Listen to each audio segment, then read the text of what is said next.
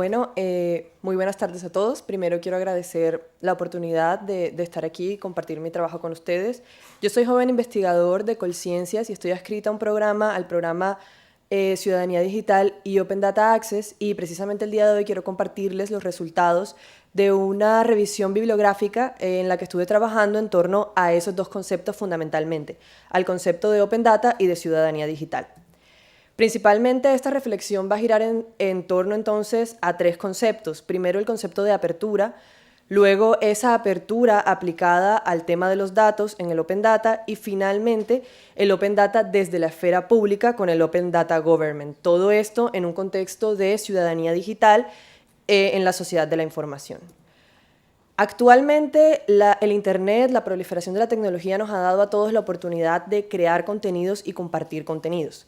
¿Cuántos de nosotros no utilizamos nuestros teléfonos celulares para publicar fotografías, para compartir nuestras ideas, nuestros trabajos en Internet, y con un solo clic están disponibles para todas las personas en el mundo?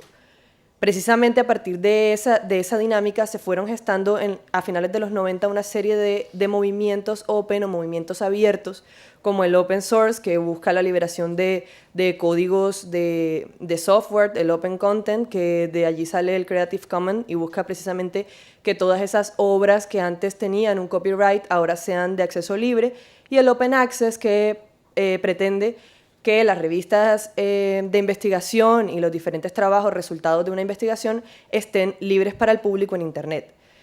Pues a partir de allí podemos deducir y se ha venido realizando toda una serie de conceptualización en torno a ese concepto, y se ve como sencillamente una obra es abierta cuando es de libre acceso, cuando tiene un formato abierto y una licencia abierta que le permite a todos los usuarios reutilizar, redistribuir, republicar, crear contenidos a partir de un contenido ya publicado, y al mismo tiempo compartir esos contenidos en la web bajo las mismas condiciones de libertad y de libre acceso.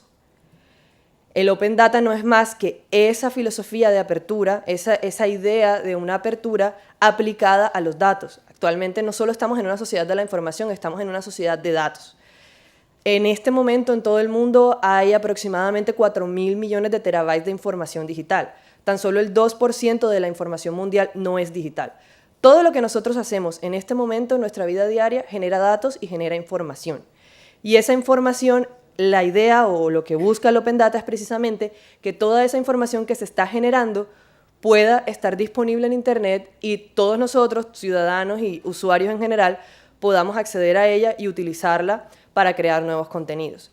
Frente a ese concepto, diferentes autores lo abarcan con dos tendencias. Hay una tendencia muy neutral que se limita digamos, a definirlo de la manera que se los he comentado hasta el momento, y hay otra que lo acerca un poco más a la idea de lo público, le da un carácter público al Open Data, teniendo en cuenta que la mayoría de esos datos son resultado muchas veces de una financiación pública. Como los datos son resultados de una financiación pública, entonces son de acceso público y deberían estar disponibles para todas las personas. Igualmente, el uso que se le da a esos datos también puede tener un carácter público, pues los ciudadanos pueden empezar a utilizarlos para enterarse de lo que está pasando en el mundo, para enterarse de una serie de cosas que están haciendo los gobiernos, de gastos públicos, etc. Finalmente, el Open Data comienza a ser utilizado por la esfera pública a partir del 2009. El presidente Obama en los Estados Unidos lanza un memorando en el que asegura que su gobierno va a ser un gobierno abierto y que por lo tanto va a procurar por la transparencia, la democracia y la participación ciudadana, y esto lo va a hacer a partir de las nuevas tecnologías y de precisamente la apertura de datos. A partir de allí nace data.gov, que es el primer catálogo de publicación de datos en abierto, y de allí en adelante pues más de 40 países se han sumado a esa iniciativa en este momento. Finalmente, pues frente a esas dos tendencias o a ese concepto de Open Data Government hay dos acercamientos. Hay unos autores como el Open Knowledge Foundation, por ejemplo, que presentan el Open Data Government como una solución final. Es decir, para ellos que los gobiernos abran los datos o generen una apertura de datos va a traer consigo de manera orgánica que la ciudadanía comience a participar y se convierta más activa y se empodere por lo tanto. Hay otros, por el contrario, que aseguran que es necesaria una transformación de fondo en los gobiernos, que tengamos unos gobiernos más abiertos, pero también haya una transformación en el ciudadano para que precisamente ese empoderamiento se pueda dar y pueda llegar a feliz término. Como conclusiones, les puedo presentar unas ideas muy claves. Primero, definitivamente el movimiento existe y es un movimiento que está en aumento.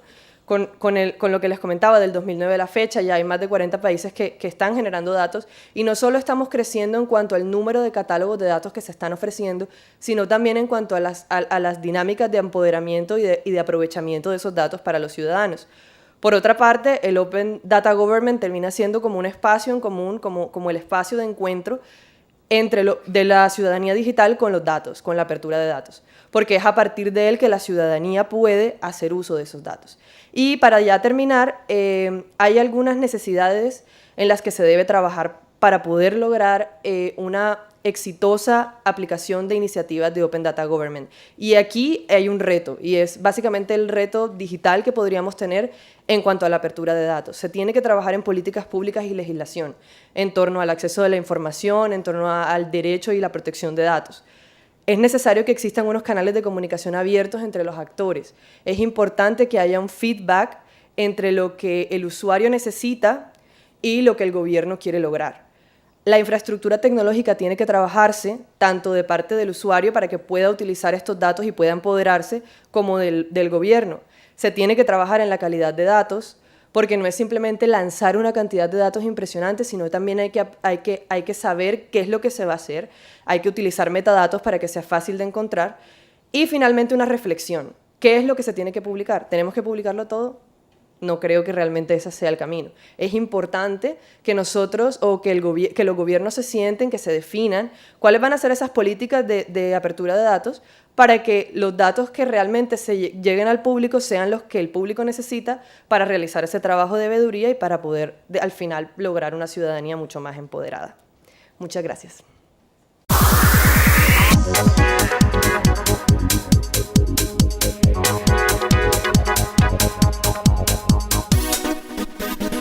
Mi ponencia del día de hoy, mi nombre es Carlos Alberto Montoya, estoy vinculado al Observatorio de Educación y la investigación a la que hago parte como joven investigador de Colciencias es la intervención de las administraciones públicas y la cooperación público-privada para la protección de datos de los menores de edad y otros derechos en riesgo en la sociedad digital. No, ahora es otro. No, ese no. Es Edna.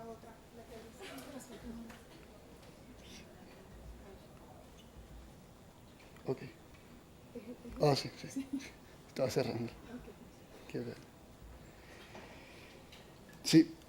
Esta investigación está siendo desarrollada por la Universidad de Granada y la Universidad del Norte se encuentra como aliada desde el Observatorio de Educación de la universidad.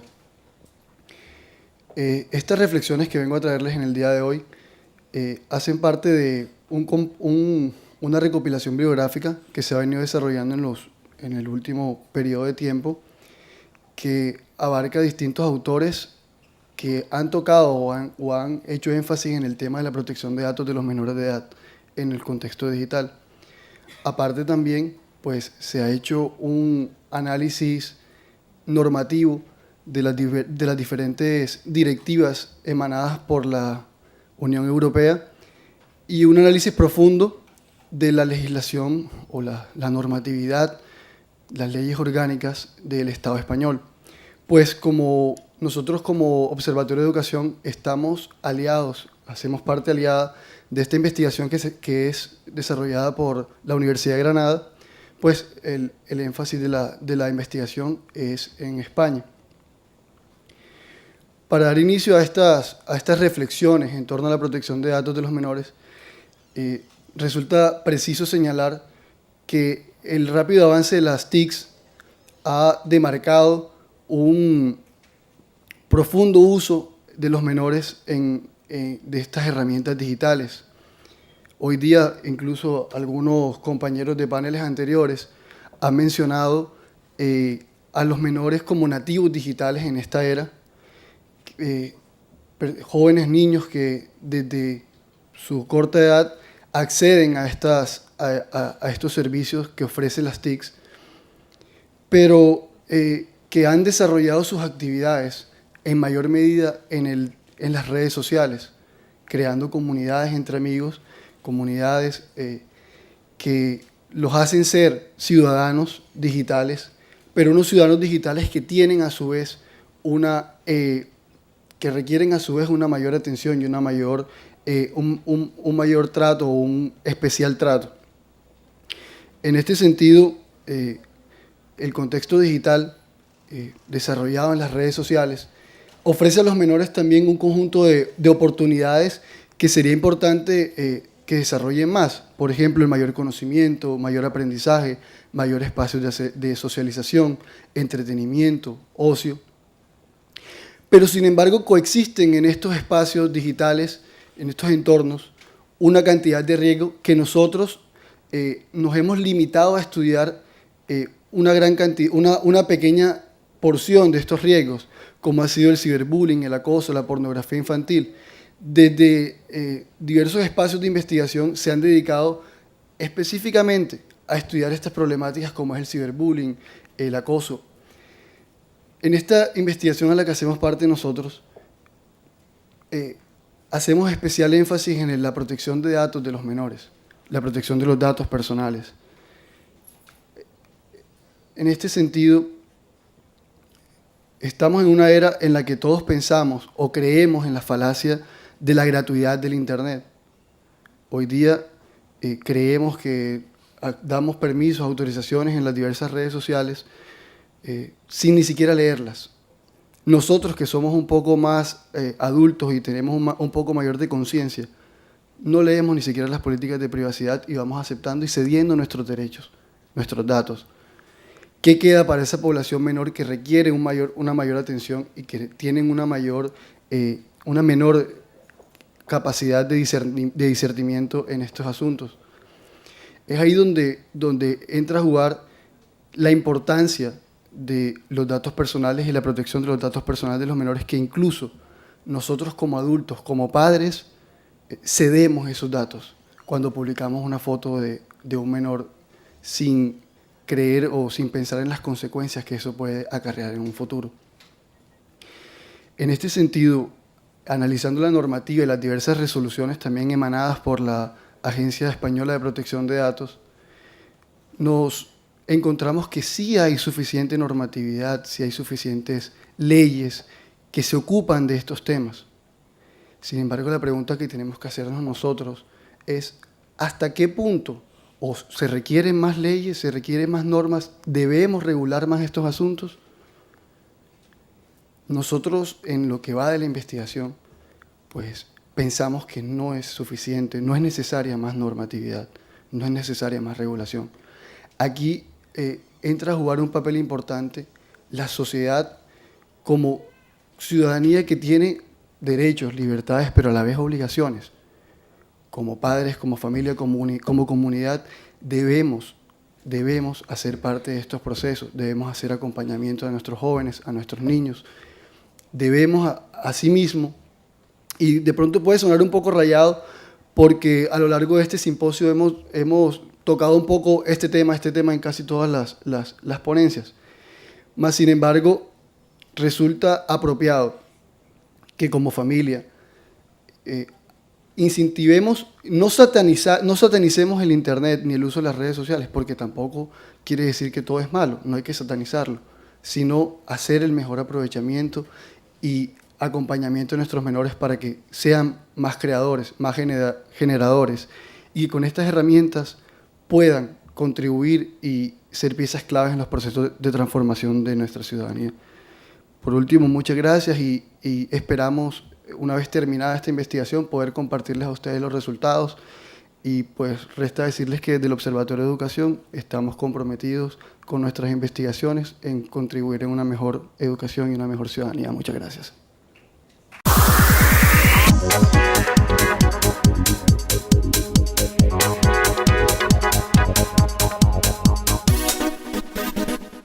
Bueno, primero que todo, un placer tenerlos en la tarde de hoy y abrir estos escenarios de reflexión en torno al papel significativo de las TIC y su potencial para generar ambientes de aprendizaje en los entornos escolares.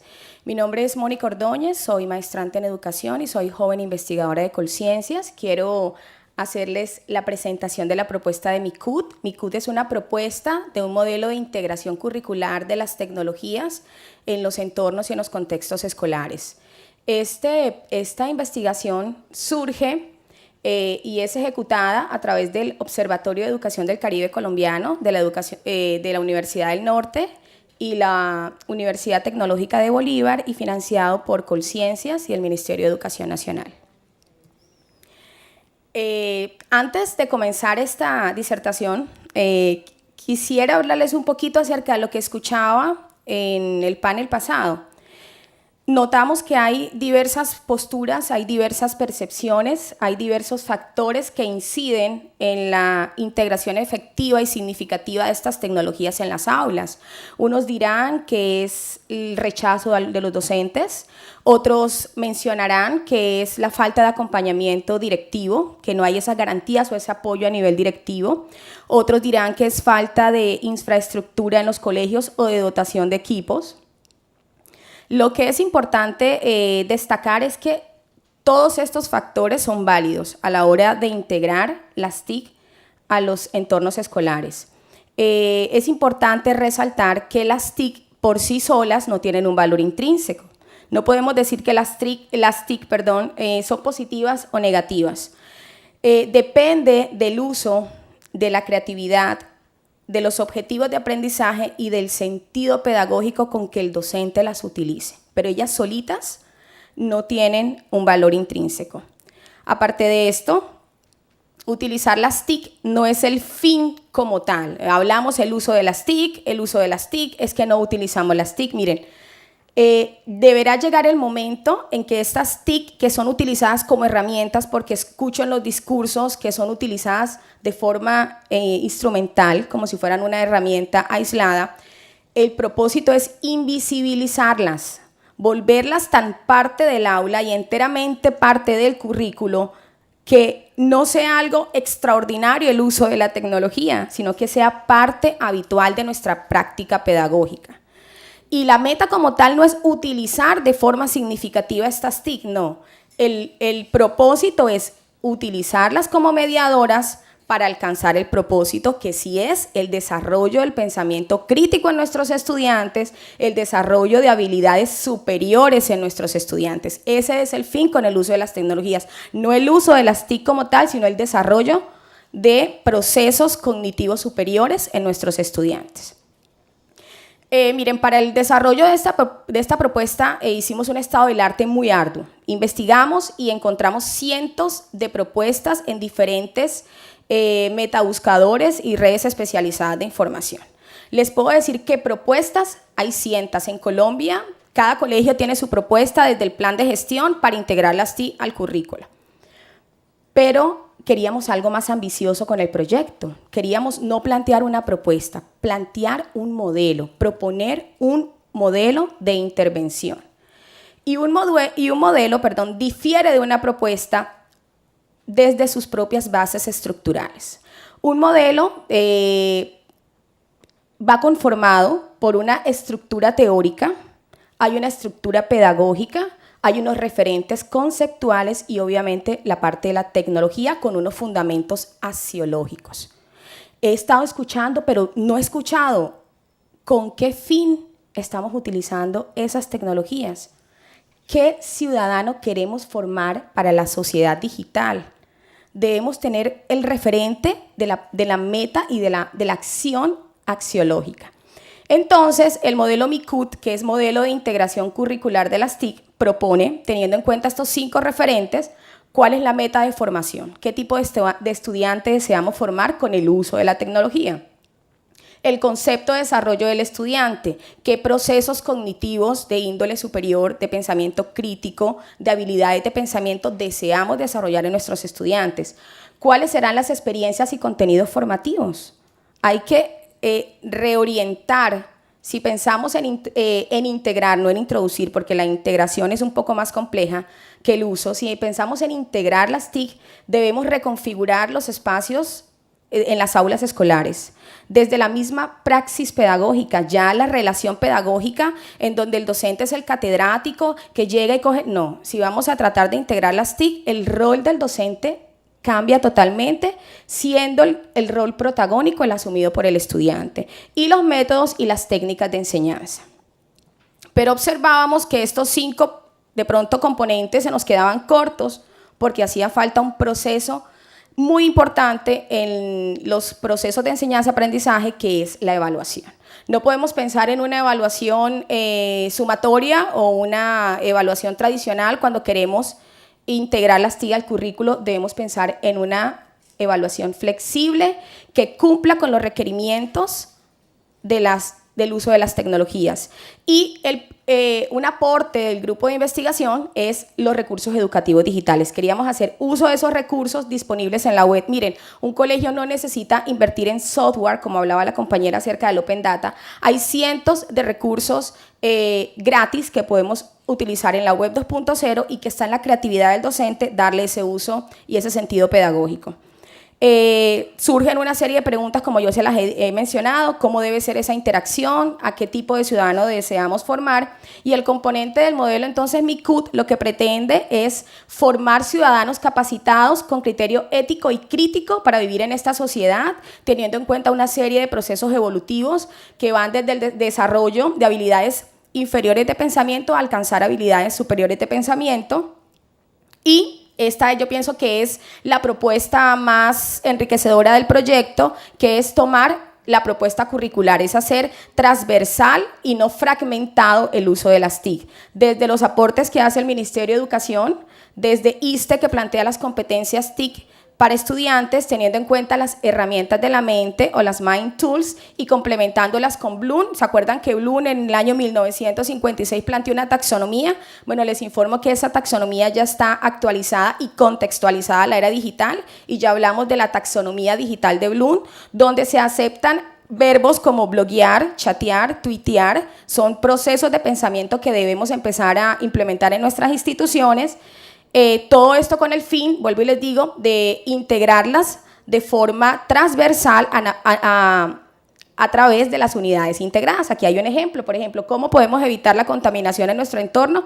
Planteamos una pregunta-problema que sea significativa para la institución, y cómo desde las diferentes áreas curriculares, utilizando recursos educativos digitales, podemos integrar de forma transversal estas tecnologías. Muchísimas gracias.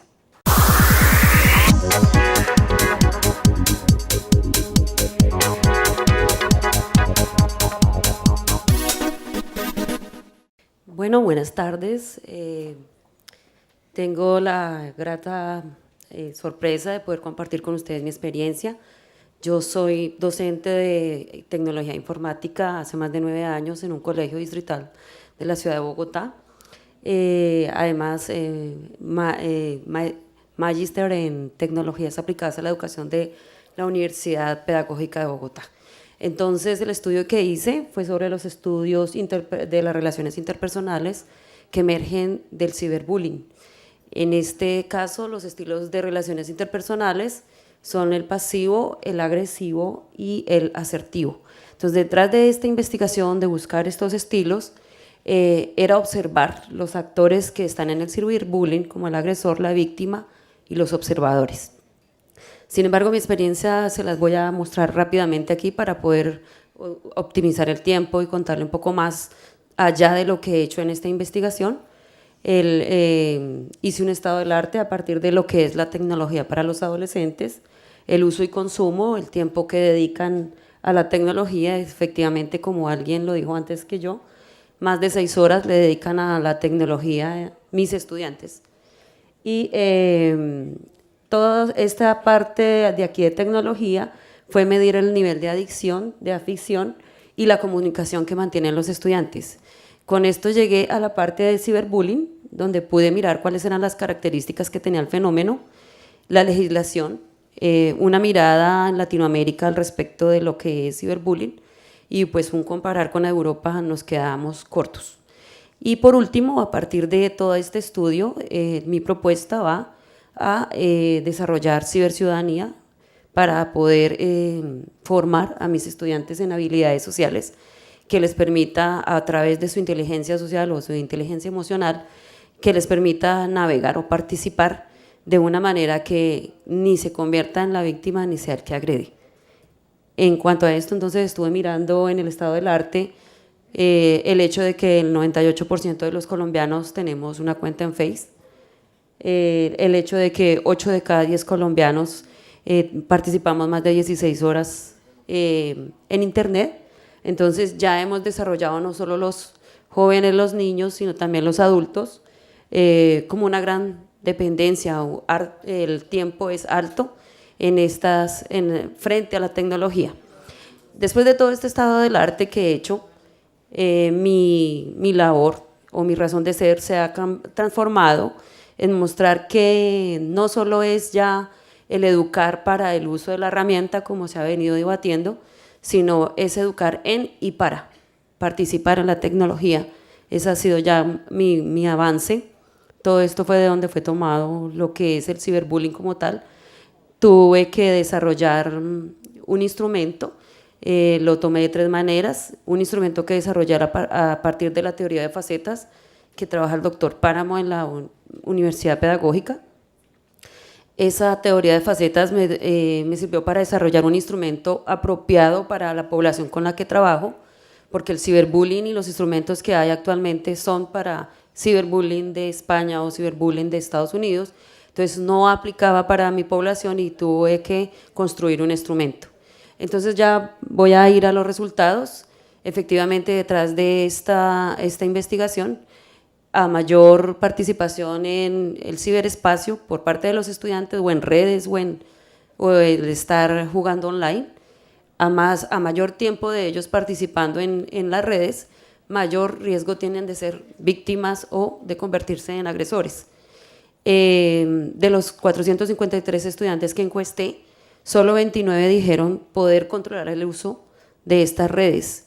Ya de ellos, 424 que se convierten en un 93,6%, sí han estado y han como confiado a decir que sí dedican mucho tiempo, que afecta su nivel escolar, que se conectan por sentirse en un ambiente donde puedan compartir con personas. En ocasiones los estudiantes y los jóvenes lo hacen es porque se sienten solos y participar en esto los hace sentir vivos, acompañados, y el ciberbullying también viene detrás de que el estudiante como que en este escenario se identifica, tiene dobles perfiles, entonces vive diferentes experiencias y por eso para ellos es tan importante. Un detalle pequeño fue que alguna vez un estudiante dijo que estando 6 horas en el colegio, conmigo allá en el colegio, que ella perdía 6 horas valiosas de poder saber qué estaba sucediendo en Face. Así son las experiencias de los adolescentes. Entonces, aquí es la cifra que tengo de las víctimas, 77,3%.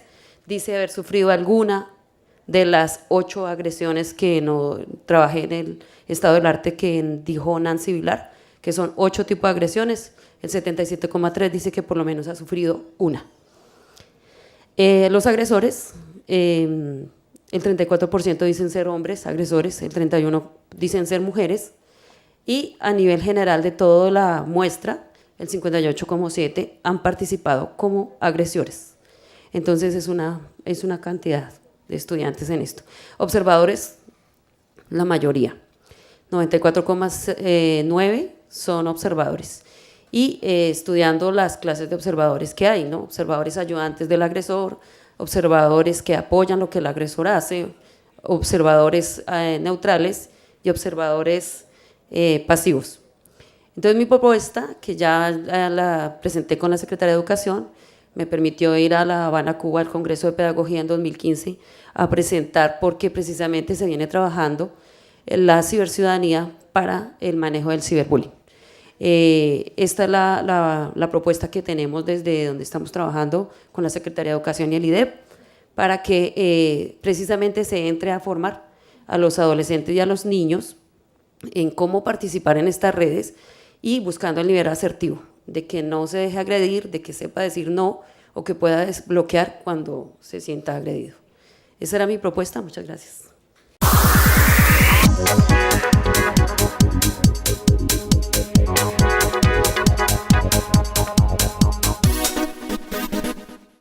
Buenas tardes, mi nombre es Melissa Martínez, soy joven investigador de Colciencias, me encuentro adscrita al programa Medición del Impacto de las actividades orientadas al fomento de las TICs en el sector educativo de la región Caribe, caso Barranquilla y Cartagena. Mi ponencia es titulada Desarrollo de las TIC en la educación colombiana desde la perspectiva de la reglamentación nacional e internacional. Realmente, ¿de qué trata mi investigación? Y esta es una parte muy pequeña de todo lo que vamos a desarrollar en adelante. Es hacer un análisis de la normativa de las TICs referente especialmente a educación y ver si éstas realmente integran efectivamente el modelo de educación y si utilizan las herramientas TICs en la regulación de ellas.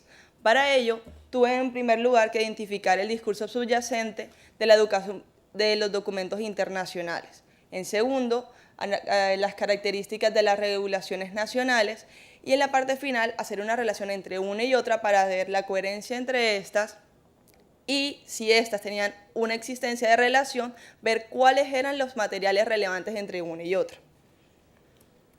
Inicialmente tuvimos que hacer un estado del arte donde nos dimos cuenta que las TICs fueron inicialmente utilizadas en educación en el siglo XX y su regulación fue hasta finales del siglo XX que se pudo dar. Los países que innovaron con la utilización de las TICs lo hacían realmente era para el desarrollo social y el desarrollo económico, teniendo en cuenta la búsqueda de 3 variables: la disminución de la brecha digital, el crecimiento del PIB y la transformación de las actividades humanas, culturales, sociales y económicas.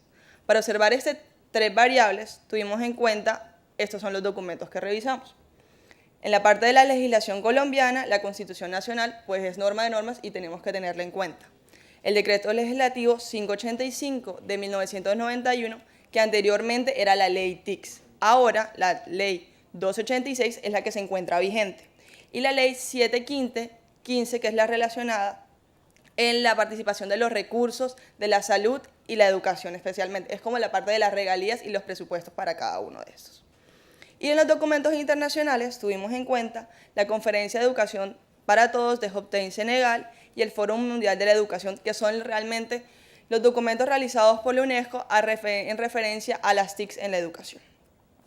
La metodología que utilicé para revisar los documentos fue un enfoque mixto, ya que tuvimos que hacer la revisión de cada uno de los documentos, pero tengo una prevalencia cualitativa que luego basamos a un software cualitativo para ver la coherencia y la existencia de la relación entre uno y otro de los documentos.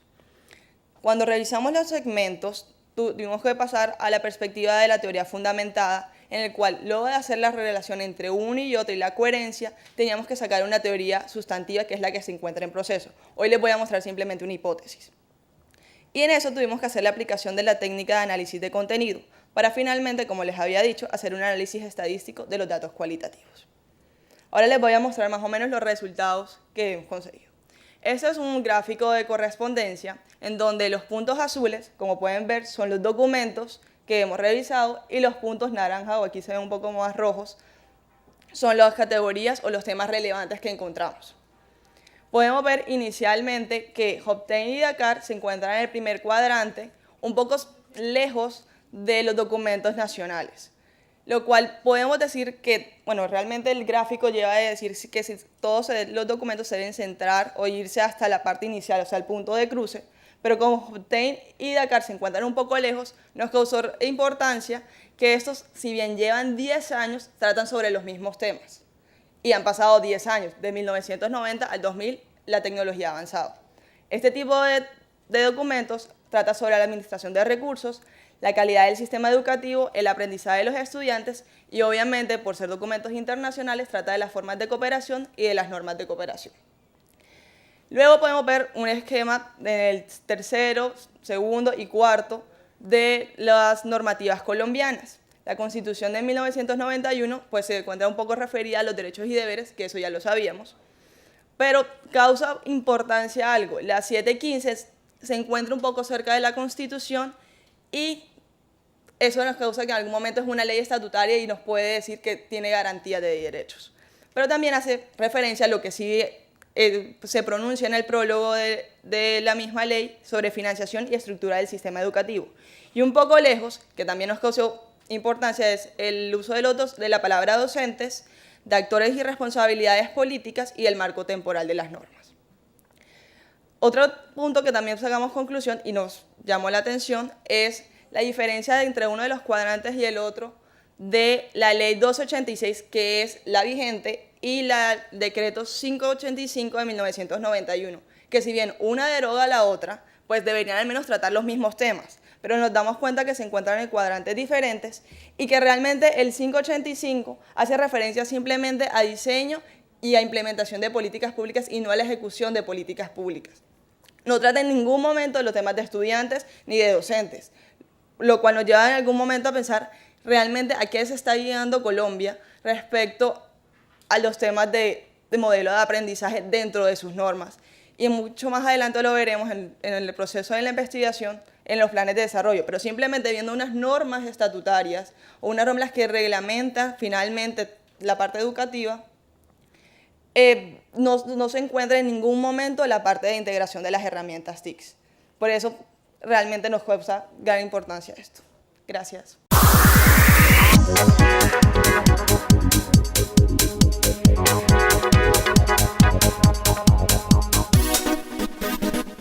Gracias especialmente a todos los organizadores de este evento y en especial al doctor Elías Said para poder presentar nuestro trabajo de investigación denominado Plan de Aula Virtual como apoyo a la forma organizacional del proceso de enseñanza-aprendizaje en una institución educativa.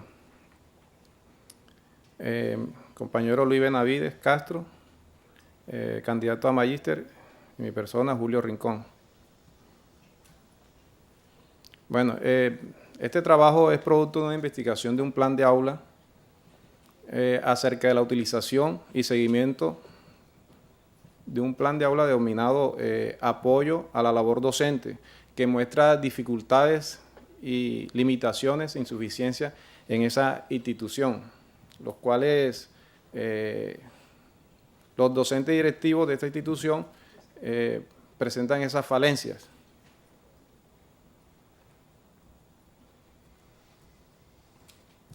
Como análisis preliminar de este trabajo, se da una información suministrada por los directivos de ese plantel con una entrevista, las cuales conllevan a unas deficiencias y limitantes, como lo dije anteriormente.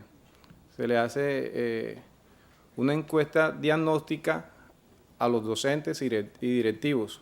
Y luego, ya para terminar con el trabajo de investigación, utilizando un instrumento llamado cuestionario Delphi, procedemos a poner todos esos datos en ese instrumento y hacer el análisis respectivo. Como objetivo tenemos incorporar un plan de aula virtual como apoyo a la forma organizacional del proceso de enseñanza-aprendizaje en una institución educativa. Objetivos específicos de ese trabajo: establecer los referentes teóricos, empíricos y legales que sustenta el proceso de enseñanza-aprendizaje, diagnosticar el estado actual del proceso de enseñanza-aprendizaje en esa institución educativa y determinar el conocimiento que tienen los docentes y directivos sobre la TIC. Y por último, como le dije, validar con criterio de usuario la incorporación de un plan de aula como apoyo a la forma organizacional del proceso de enseñanza-aprendizaje. Para agilizar y por la premura del tiempo, mi compañero le va a presentar el software en sí, cómo está constituido. Buenas tardes. Bueno, como decía la magíster Adela, vamos a la práctica, no todo es teoría. Entonces voy a presentarle el software por la premura del tiempo. Voy a obviar todo esto, lo de la metodología, como es paradigma cuantitativo, diseño no experimental, etcétera, para entrar al software y mostrarle el aporte que nosotros hemos hecho a esta institución.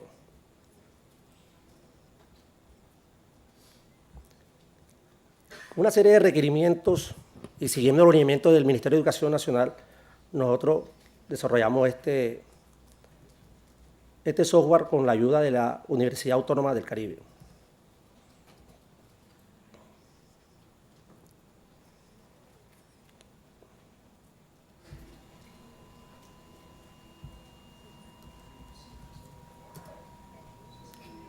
Vamos a tener que salirnos y volver a entrar.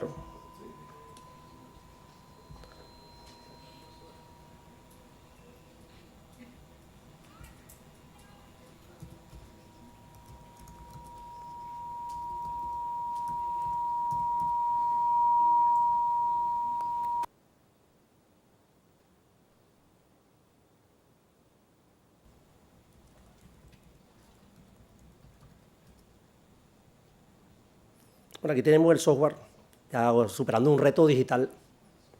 Hay que siempre estos retos digitales nos ponen a uno ahí en cierta situación. Es un software sencillo para que los docentes, que a veces son reacios a la utilización de estas herramientas, y como dice el libro, es apoyo a la labor docente, en el cual este libro lo estamos obsequiando, tenemos una cantidad y le vamos a dar ahí un obsequio a algunos, que contiene una identificación institucional que corresponde a todo lo del PEI, a todo del programa institucional, y que integra el SIMAT, que es el sistema de matrícula. Ahí podemos mirar toda la información institucional, se puede agregar la información de la institución. Es bastante amigable el software, como estamos observando.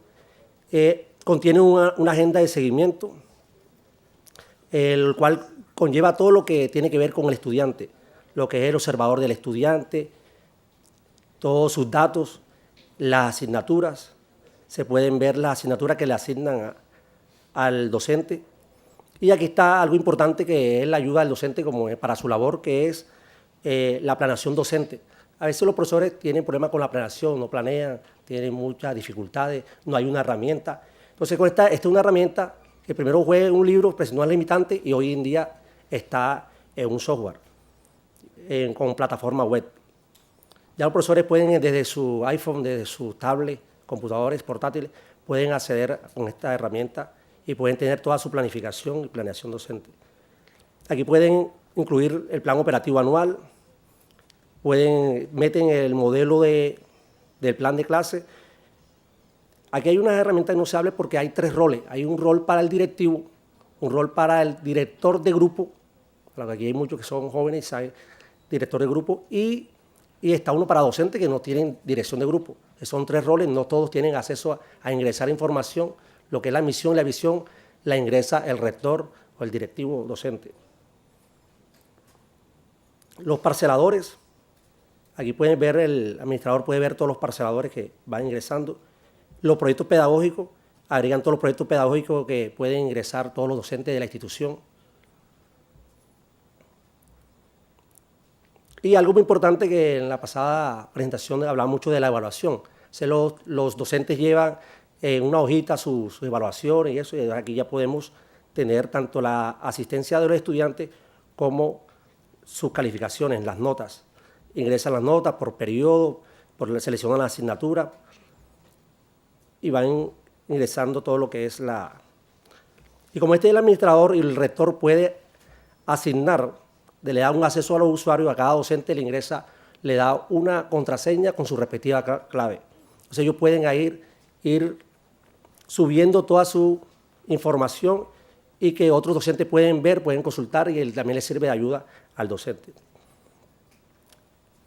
Como de administrador y es del director, él asigna los cursos, le da respectiva asignatura, matemática, lenguaje, etc. Y le da los inventarios, lo que es el videobin, la silla, el tablero digital, los computadores. O sea, todo esto está pensado y son cubriéndolo en unos lineamientos curriculares y lineamientos del Ministerio de Educación Nacional, es una exigencia, porque ya el Ministerio de Educación Nacional ha hecho una inversión en tecnología, pero los profesores a veces no la usan o no tienen las herramientas. O sea, ya hoy, con este software, que es un aporte que le hacemos al proceso de enseñanza-aprendizaje, los docentes pueden, ya con la problemática planteada en esa institución en Campo La Cruz, pueden acceder a esta herramienta. Con esto le damos ya terminado para poder tener las preguntas que ustedes pueden hacernos. Hay una investigación muy interesante porque hicimos una validación de usuario. Los docentes están muy contentos con esta herramienta y en el cual queda también pendiente una siguiente investigación, ya cómo le va con esa herramienta. Muchas gracias.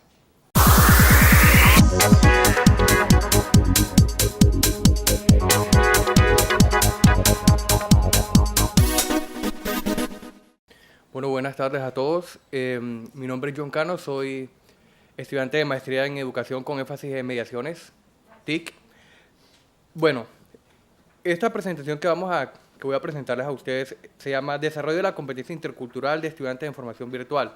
Fue una investigación que hemos desarrollado la doctora Carmen Ricardo, directora del Departamento de Educación, y mi persona. Esta investigación está compuesta por la primera fase de la convocatoria 617 de Colciencias, la cual tiene como título Desarrollo de la competencia intercultural y competencia TIC de estudiantes de educación superior en ambientes virtuales de aprendizaje. Por efectos del tiempo, solo vamos a presentar la primera fase de esta intervención que se ha hecho, que corresponde únicamente a la competencia intercultural y un diagnóstico que se ha hecho a nivel con los estudiantes virtuales, que más adelante vamos a describir. El por qué esta investigación. Son 4 puntos, digamos, a nivel general que queremos detallar el por qué estamos presentando esto y por qué es necesario hacer este tipo de investigaciones. En primer lugar, el fomentar el desarrollo de aquellas competencias que el siglo XXI demanda por parte de los estudiantes, desde educación superior hasta los menores niveles de educación como la básica y media. Las políticas de internacionalización de las instituciones de educación superior, que son primordiales para los efectos de calidad y de certificación de calidad para las instituciones. De igual manera, la necesidad de ambientes virtuales de aprendizaje que reconozcan y que promuevan en cada uno de sus aspectos de las actividades y desde la formación del currículo y actividades que el docente realice, que se promueva ese reconocimiento por la diversidad en el aula. Y finalmente, que existen muy pocas investigaciones sobre estas competencias TIC e intercultural en ambientes virtuales de aprendizaje. Y como otro factor muy interesante es que esta competencia intercultural está demostrada a través de investigaciones que no es fácil y que no se desarrolla por sí sola, que es necesario que a través de una intervención educativa sea fomentada y para realizarse una potencialización de estas competencias. Bueno, a nivel breve quiero referenciarme a este autor que define la interculturalidad como aquel sistema de valores, de diversidad, de acumulación de saberes a través del estudiante, quien puede presentar esos conocimientos en diferentes modalidades de aprendizaje. No se limita únicamente al conocimiento de artesanías, de cosas muy específicas como la comida o vestuarios o tradiciones de una cultura en particular, sino más que todo aquel reconocimiento por esa diversidad y cómo puede agregarte valor como persona frente a la sociedad en la que estamos. La competencia intercultural de estudiantes, tal como lo plantea Teresa Aguado, que fue nuestro principal referente teórico, fueron aquellas habilidades, tanto cognitivas y afectivas, que nos permiten aceptar esa diversidad, permitiendo una comunicación efectiva entre culturas y permitiendo encontrar entre cada mínimo detalle que encontramos en medio de la diversidad cultural de aquel que está al lado de nosotros o aquel que de pronto convive con nosotros, poder encontrar aquel valor de riqueza y de entendimiento y poder conversar, no a nivel tanto de diálogo, sino para poder llegar a acuerdos entre diversas culturas. Algo muy particular que tienen este estudio que realizamos es que las aulas virtuales bajo las cuales realizamos el estudio fueron diseñadas bajo lineamientos pedagógicos que fomentan la interculturalidad, la competencia intercultural. Esto fue resultado de investigaciones que ha realizado la doctora Carmen Ricardo, las cuales tienen presentes diversos aspectos como el contexto de enseñanza-aprendizaje a nivel virtual, la concepción del aprendizaje, el rol del estudiante y del profesor, la interacción que se ve entre ellos en este ambiente virtual de aprendizaje, cuáles son los materiales educativos que utiliza el docente a través de todos los procesos de enseñanza-aprendizaje, cuáles son aquellas actividades que él diseña apoyándose en estos materiales educativos y cómo es el seguimiento paso a paso a través de todo el proceso de formación virtual para que al final se vea ese cambio en sus percepciones, conceptos y visiones del mundo que tengan los estudiantes. Nuestro objetivo general era simplemente caracterizar a nivel diagnóstico, repito, esto es solo la fase diagnóstica de un proceso un poco más grande, de cómo están esas competencias interculturales de los estudiantes que toman cursos virtuales aquí en la Universidad del Norte. La metodología del proyecto macro es mixta, utilizando enfoque, técnicas cualitativas y cuantitativas. Sin embargo, esta primera fase es 100% cuantitativa. Se tomó una muestra de 68 estudiantes de 3 asignaturas, las cuales cuentan con estudiantes de diferentes programas académicos 100% interdisciplinarios y contextos socioculturales totalmente diversos. Aparte, las técnicas utilizadas para la parte diagnóstica fueron encuestas basadas en los referentes teóricos de Teresa Aguado y Malik y Medina, que son autores que han trabajado mucho esta parte de interculturalidad. El instrumento consta de 23 preguntas y fue validado a través del juicio de expertos tanto en la temática como en la metodología. A nivel de resultados podemos ver, a nivel muy general, que el 86% de los estudiantes consideran tener desarrolladas potencialmente esas habilidades cognitivas y afectivas para desenvolverse interculturalmente, versus un 14% que consideran no tenerlas muy desarrolladas, que clasifican a que tienen entre nada y poco, contrastado con la de bastante y mucho. Si nos vamos un poco detallado a 2 subcompetencias que componen la competencia macro, como es el desarrollo de eficacia entre las culturas, encontramos que un 88% considera que comprende perfectamente las culturas y la cultura propia y la cultura del otro. Además que las habilidades para mantener relaciones son muy altas y que siempre manifiestan clima de respeto a interactuar con otras personas, versus un 12% que considera que no las tienen muy desarrolladas. Y el desarrollo de la comprensión y el respeto por las diferencias y la diversidad, un 80% versus un 20% que considera tener muy alta la comprensión y el respeto por las diferencias y que creen que pueden tener esa capacidad de análisis frente a valores de discriminación tal como son el prejuicio, la discriminación, el racismo y los estereotipos.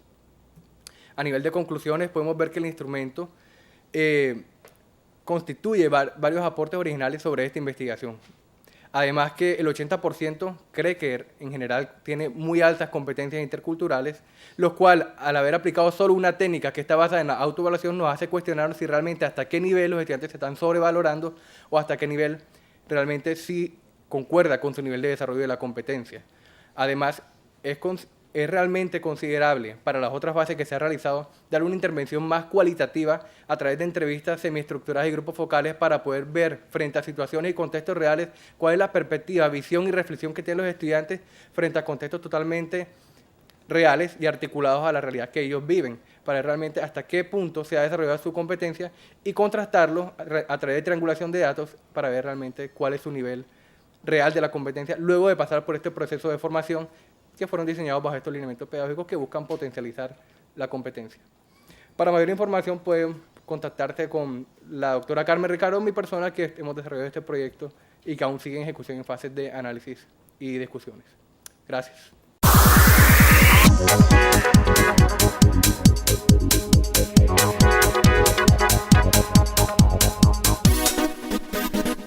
Buenas tardes, mi nombre es Edna Manotas. Con Evelyn Torres vamos a contar un poco los resultados de la investigación que realizamos en el Centro para la Excelencia Docente, el CEDU. Básicamente, bueno, el nombre se ve gigante, pero básicamente la pregunta que tratamos de responder en esta investigación es cómo usaban los docentes y estudiantes de Uninorte los materiales educativos digitales que desarrollaron con el acompañamiento del Centro para la Excelencia Docente durante el año 2013 y 2014. Básicamente, como pueden ver, esta fue la pregunta que orientó la investigación. La palabra clave aquí es caracterizar, es decir, ¿qué pasó? ¿Cuáles fueron los usos y los propósitos pedagógicos que le otorgaron a estos materiales? Estamos hablando de videos educativos, página web, simuladores, podcast o cualquier otro recurso digital que pueda ser facilitador o mediador dentro de la clase. ¿Cómo se hizo? Bueno, rápidamente, el enfoque mixto, 27 docentes, 436 estudiantes, se realizaron entrevistas y encuestas. Bueno, cuando nos enfrentamos ante un grupo de estudiantes tenemos una pregunta inicial. ¿Cómo llego a estos estudiantes? Básicamente que hoy en día están vinculados todo el tiempo con el tema digital o con medios de comunicación. Entonces me decido entre papel o digital. Cuando me decido por lo digital, tengo que hacerme una primera pregunta. Bueno, ¿cómo facilito esa construcción de ideas con mis estudiantes? Para eso, cuando ya tienen una idea básica, llegan al CEDU, los docentes de Uninorte, y con la asesoría del centro y con un equipo interdisciplinario en el que se trabajan varios frentes, que es el tema pedagógico, de diseño gráfico, con una combinación de ideas, y entonces llegamos a la construcción de materiales a través de este proceso que están viendo, que arranca por la asesoría pedagógica. Entonces llega el profesor con una idea de un video, de una página web, se enfrenta a la primera etapa de asesoría pedagógica, donde pues, algunos de ustedes ya se imaginarán lo que pasa ahí. Se enfrenta a decidir cuál va a ser el objetivo de aprendizaje, por qué quiero hacer este material, cuáles van a ser los resultados de aprendizaje. Luego pasa a la fase de diseño comunicacional y diseño gráfico, donde básicamente lo que se decide es la forma, cómo se va a contar esto, cómo se va a ver. Y luego el desarrollo, que cuando ya es página web y simuladores, es cuando entran los ingenieros de sistemas, como digo yo, los que hacen magia, los que hacen realidad todo lo que uno tiene en la cabeza en cuanto a ese tipo de formato, y se termina, digamos que termina el ciclo de material en cuanto a la producción. Y lo que en esta investigación les estamos contando es qué pasa cuando el profesor sale de nuestra oficina, se lleva el material y lo usa en su clase. Entonces yo les voy a contar de los resultados de los docentes y Evelyn les va a contar de los resultados de los estudiantes. Básicamente la primera decisión es, bueno, ¿para qué lo han producido? Lo han hecho para que los estudiantes comprendan y conozcan mejor un tema. ¿Qué también resultó de la investigación? Necesitan bastante apoyo en la construcción de actividades de aprendizaje cuando están usando el material en clases presenciales. Muchos generalmente pues, no tienen como muy claro en qué momento de la clase lo van a usar, cómo voy a evaluar el resultado de aprendizaje, entre otras cosas. Otra importante conclusión es que la mayoría solo lo ha usado una vez, lo que nos llama bastante la atención, porque desarrollar un material digital requiere bastante tiempo, no solamente del profesor, sino también del equipo técnico. Y otro resultado que también llamó la atención es que la mayoría, o este tipo de metodología, promueve el trabajo independiente. ¿Cómo así? Que el estudiante trabaja desde la casa. No lo usan en la clase presencial, pero el docente dice, ahí está el video colgado, véanlo en casa y luego conversamos. Entonces, Evelyn ahora les cuenta de los resultados de los estudiantes. Bueno, buenas tardes. Con base a los principales resultados de los estudiantes, se puede decir que de manera general se buscó conocer cuáles eran las concepciones de los estudiantes con respecto al uso de estos materiales educativos digitales facilitados por sus docentes. También cuál era la frecuencia de uso, cuántas veces usaban los materiales educativos digitales y, para qué lo usarían en un futuro para conocer si verdaderamente le estaban dando el provecho necesario a estos materiales educativos digitales. De acuerdo a los propósitos, los estudiantes pues coinciden y aportan que la mayoría lo utilizaría para comprender mejor un tema. Esto guarda relación pues con lo que había comentado mi compañera Egna con respecto al propósito que tiene el docente para decidir diseñar el material educativo. También lo utilizarían para aprender sobre un tema nuevo que de pronto pues ha sido muy poco tocado en la clase o entonces el docente utiliza pues el recurso digital con el fin de que el estudiante comprenda de una manera mejor y de una manera diferente las temáticas abordadas. ¿Cuántas veces los estudiantes, con base a este estudio, han utilizado estos materiales educativos digitales facilitados por los docentes? Bueno, la mayoría solo lo ha utilizado una vez, algunos otros entre 2 y 3 veces. A pesar de que es un poco uso que le han dado, se refleja pues también un impacto positivo de los estudiantes porque ellos mismos en sus comentarios pues nos decían que les gustaría seguir utilizando materiales educativos digitales, les gustaría que los docentes siguieran diseñando, siguieran creando este tipo de recursos y apoyos para las aulas. También pues se quiso indagar sobre cuáles serían esos posibles usos que les darían en un futuro. La mayoría pues los utilizaría para enseñárselo a otras personas, ya sea otra persona que esté cursando esa asignatura o otras personas pues que estén interesadas en conocer las temáticas abordadas y también para repasar temas que pueden ser pues en un futuro olvidados. También los estudiantes nos aportan unas sugerencias. Estas sugerencias van dirigidas a los docentes pues que diseñaron los materiales educativos y al CEDU. Les gustaría pues seguir utilizando materiales digitales en la clase presencial, más que todo. ¿Por qué? Porque como se pudieron dar cuenta, como dijo mi compañera, estos materiales son facilitados para uso independiente. Entonces, de acuerdo a los estudiantes en este estudio, les gustaría que los docentes lo utilizaran más seguido en la clase presencial, acompañado de actividades de aprendizaje o guías de aprendizaje. Para concluir, los docentes deciden diseñar los materiales educativos con el fin de mejorar la comprensión de los estudiantes para aclarar pues, ciertos puntos oscuros en los mismos. Entonces, pues, por eso es que se acercan al Centro de Excelencia Docente para decidir, después de definir el objetivo pedagógico, decidir diseñar estos materiales para apoyar pues, el aprendizaje de los estudiantes. Se puede decir también que, además de brindar un acompañamiento en el uso y creación de los materiales educativos, también se debe brindar un acompañamiento en las actividades de aprendizaje que acompañen ese material educativo para que se le dé un mejor provecho al mismo. Como se había dicho, hay un impacto positivo en los estudiantes, les gustaría seguir utilizándolo en otras asignaturas o para otros temas. Y pues se abren nuevas líneas de trabajo, como es la que se había comentado pues, en el panel anterior sobre el Flipped Classroom o clase invertida, en donde pues, se pueden utilizar estos recursos educativos para ser utilizados por los estudiantes previamente como trabajo independiente en casa, y luego pues, en la clase presencial con el docente se aclaren las dudas u otras preguntas que tengan los estudiantes. Muchas gracias por su atención.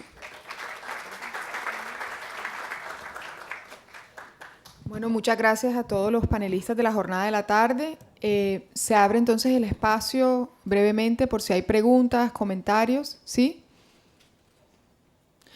Si puedes decir a quién va dirigido la pregunta. Buenas tardes para todos. Soy estudiante de la Universidad del Atlántico del programa de Cultura Física, Recreativa y Deportiva.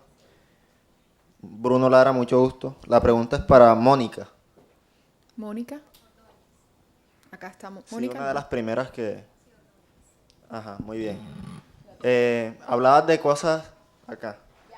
Hablabas de cosas muy importantes como es de tener claro hacia dónde vamos a formar a nuestros estudiantes, a la producción de pensamiento, ¿verdad?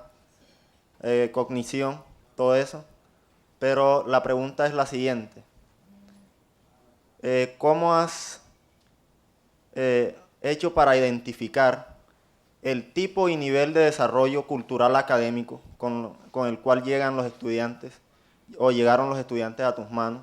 ¿Y cómo llevas o diriges el proceso de formación para que puedan producir un tipo de pensamiento crítico, emancipador, o formarse hacia la autonomía crítica? Por último, pues quiero decirles que me han hecho feliz en el día de hoy por las intervenciones que han tenido. De verdad feliz estoy porque has hecho realmente una investigación y te felicito por lo que estás haciendo. Se ve que es realmente una investigación. Gracias. Bueno, recuerda que este proyecto de investigación es resultado de un programa que ya hace 2 años viene ejecutando el Observatorio de la Universidad del Norte junto con la Universidad Tecnológica de Bolívar. Estamos precisamente en la fase de implementación, que es muy importante. Todavía no está finalizado el proyecto y hemos hecho piloto en 4 instituciones educativas del Atlántico y 4 en Bolívar. Es conveniente porque debemos identificar con los docentes qué tipo de competencia TIC queremos desarrollar con ellos. Y para eso se han elaborado unos test importantes, diagnósticos, antes de la fase de implementación y después, para saber si efectivamente estas competencias se han alcanzado. Lo verdaderamente importante en este proyecto es no fragmentar desde el currículo la integración de las TIC, porque es que el docente de matemáticas hace una cosa, no se acerca a charlar de pronto con su par académico, y el de español hace otra cosa y el de inglés hace otra cosa, y no hay nada como trabajar la integración de las TIC haciéndolas enteramente parte del currículo, con un trabajo organizado, con un trabajo que tenga un horizonte y unas metas y unos objetivos ya propuestos. Entonces, míralo como desde el área de educación física, tú con una pregunta problemática, que no tienes que cambiar tu plan de estudio ni modificar tu currículo, cómo desde tu área, junto con el docente de matemática, puedes trabajar una problemática que afecta a tu institución. Y para alcanzar a solucionarla, ¿Qué tipos de recursos te ayudan a desarrollar competencias en sus estudiantes? Pienso que ese es el valor y el aporte más significativo del modelo MICUT, que es integrar las TIC, pero no de forma indiscriminada, no de forma instrumental, sino de forma curricular. Pienso que es la propuesta más ambiciosa de MICUT. Gracias. Gracias. ¿Otra pregunta, comentario? Todo el mundo está listo para el fin de semana. Bueno, quisiera agradecerle a todos su participación en el simposio, especialmente a los conferencistas, los ponentes de la tarde. Realmente sé que fue un reto presentar en tan corto tiempo, pero creo que todos hicieron un excelente trabajo, así que me acompaña en darle un fuerte aplauso.